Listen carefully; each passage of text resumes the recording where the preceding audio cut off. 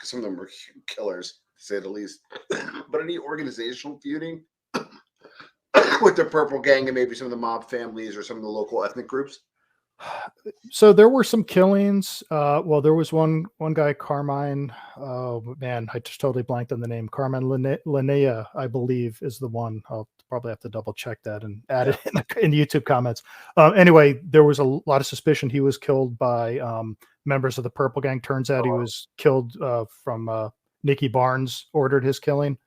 That was the guy. He was a Bonanno associate, I think. Yeah, so he was tied in very closely with the Purple Gang, and if you read the DA report from '76, he's considered a Purple Gang murder. Then years later, when Nicky Barnes testifies and comes out, he says, "No, we killed that guy."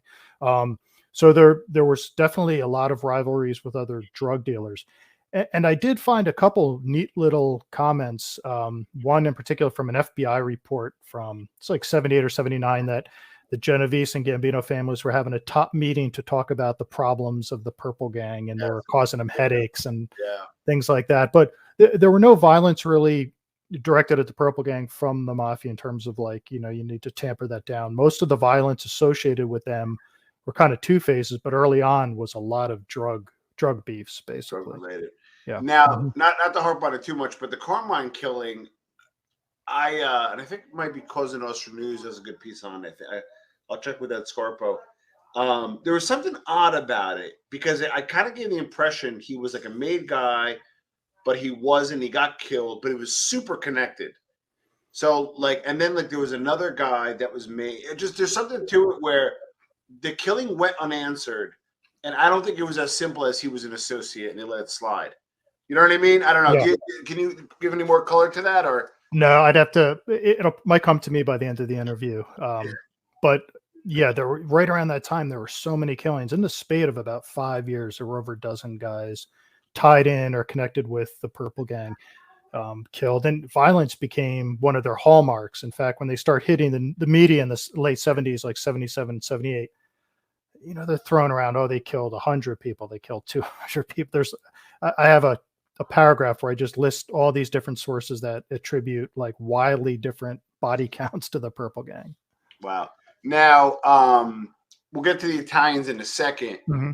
Who were some of the Nicky Barnes? I don't know if it was Frank Matthews. Who were some of maybe the black gangsters or the other ethnic gangsters that kind of dealt with the Purple Gang, or at least was in that sphere?